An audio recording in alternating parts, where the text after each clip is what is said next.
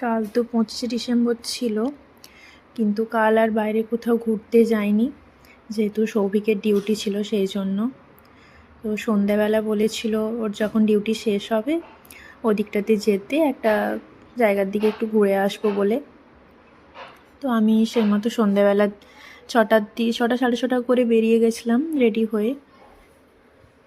তারপর ওর হোটেলের কাছে গেলাম, ওর ডিউটি শেষ হতে বেরিয়ে এসেছিলো। তারপরে দুবাইয়ের সাতুয়া বলে একটা জায়গা আছে, ওখানে যাচ্ছিলাম। ওখানে বাংলাদেশি অনেক দোকান আছে, ওখানে একটু মুড়ি মাখা মোগলাই এসব খেতে। দেখো যেতে যেতে এদের সঙ্গে দেখা হয়ে গেছিলো অনেকজনের সাথেই। আমাদের সাথে শামিমও যাচ্ছিল, তো বললো যে একটা মেলা চলছে, ওখানে গিয়েছিলাম। তো ওখানে গিয়ে একটু বসলাম, এদিক ওদিক ঘুরলাম।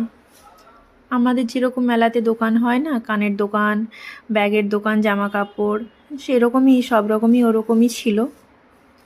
দেখো কি সুন্দর কানের, কিছু কিনিনি অবশ্য।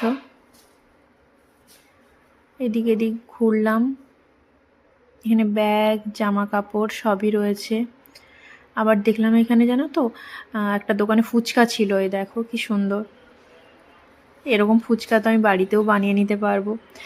আর এখানে তো আমাদের ওখানের মতন তো ফুচকা খেতেও হবে না, সেই জন্য আর এসব খাইনি।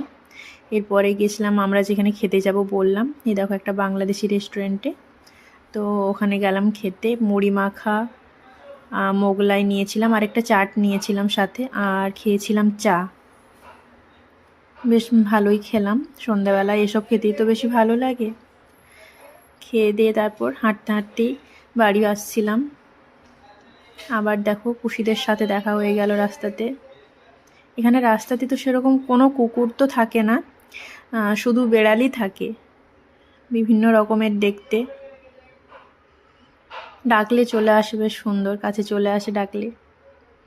তো যাই হোক, দেখো এটা একটা পেট্রোল পাম্প। এরপর গল্প করতে করতে একদম বাড়ির কাছেই চলে এলাম। তো চলো, টাটা।